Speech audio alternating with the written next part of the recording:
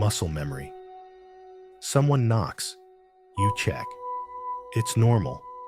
It used to be normal for me too, until I learned it wasn't. I've always hated being contacted out of the blue. A random number calls me, I won't pick up. If it's important, they'll leave a message. Ever had a coworker message you on Teams without any prior warning?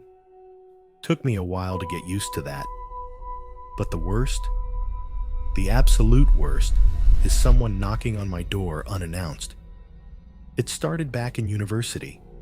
I was living in a tiny apartment, just me and a lot of bad habits. I'd be smoking, or maybe just too busy to clean, and then knock, knock. The sound would hit me like a punch to the chest.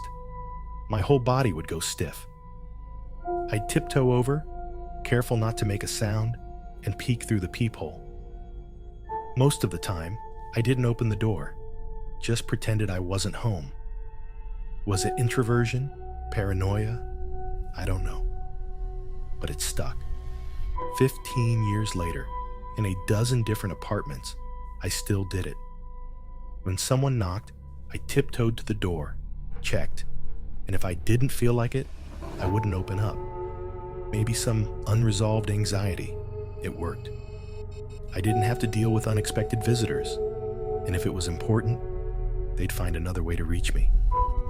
I thought it was fine, until 2 weeks ago. It was a Friday night, a long week at work. For the first time in a while, I let myself relax. I smoked a little, played video games with some friends. The night was mine. I had my headphones on, fully immersed when I felt it. A sound, like a knock, just on the edge of my awareness. I pulled my headphones off, my heart skipping. I held my breath, listened. Nothing. It must have been my upstairs neighbors. They have a kid who's probably staying up late. I shrugged it off, put my headphones back on. Mistake. The night went on, but that sound kept coming. Knock, knock. Just faint, rhythmic tapping, like something waiting. I ignored it at first. Maybe it was the weed playing tricks on me. Maybe I was just tired. But then by 2 a.m., I'd had enough. I logged off, crawled into bed, and scrolled through my phone before I could sleep. That's when I heard it again. Slow, deliberate, no mistaking it now. A knock, right at my front door. My stomach dropped. I sat up, heart racing. My mind scrambled for answers. Emergency? A late night visitor? But why hadn't they knocked harder? Why wasn't there panic in the knock? Why so patient? I slid out of bed, my breath shaky. I moved carefully, trying to make no sound. I grabbed my phone, using its flashlight to guide my steps, but I turned it off before reaching the door. I didn't want them to know I was awake. I crept forward, pressing my eye to the peephole. The cold rush of dread flooded my veins. There was someone standing there. Their back was to me. The hallway was a dead end.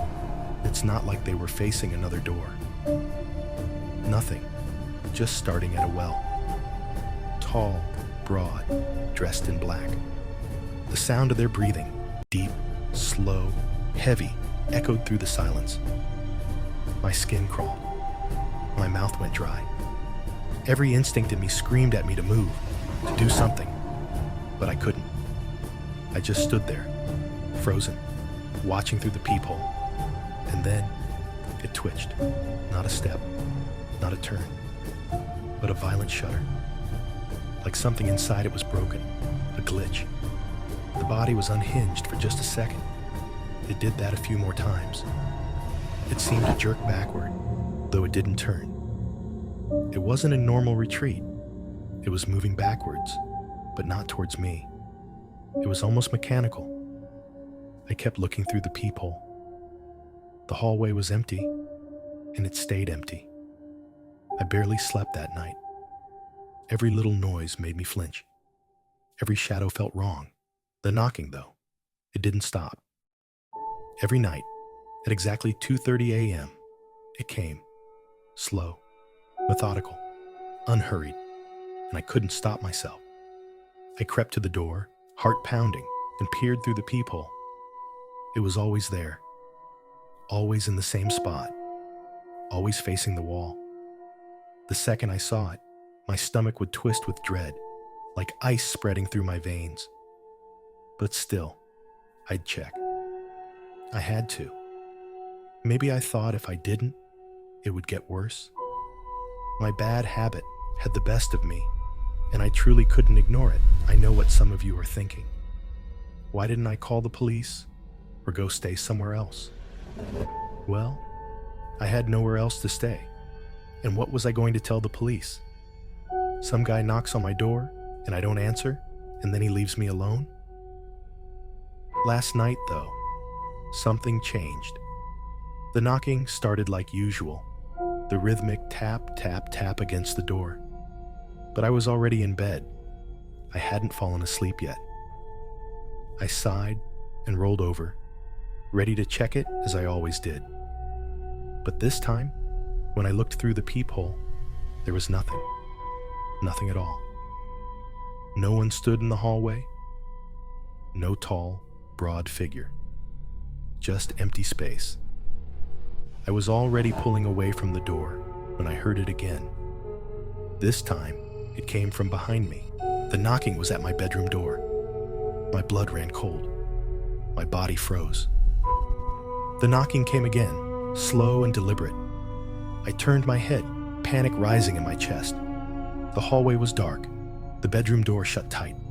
Knock, knock, knock louder, rattling the wood. My legs trembled, and I froze in between my front door and my bedroom door. I didn't know what to do. The doorknob turned. I stumbled backward, gasping. My heart felt like it was about to explode. The air grew thick, suffocating. My breaths came in shallow bursts, like I couldn't get enough oxygen. Knock, knock, knock. The last one was a crash, a thunderous bang that shook the walls. And then, silence. I didn't move. I couldn't move. It felt like hours before the first light of morning crept through the blinds. Only then did I dare go into my bedroom. It was empty. Tonight. I know it will come again, but I won't look. Not this time, because I know if I do, I won't be looking at it. It will be looking at me.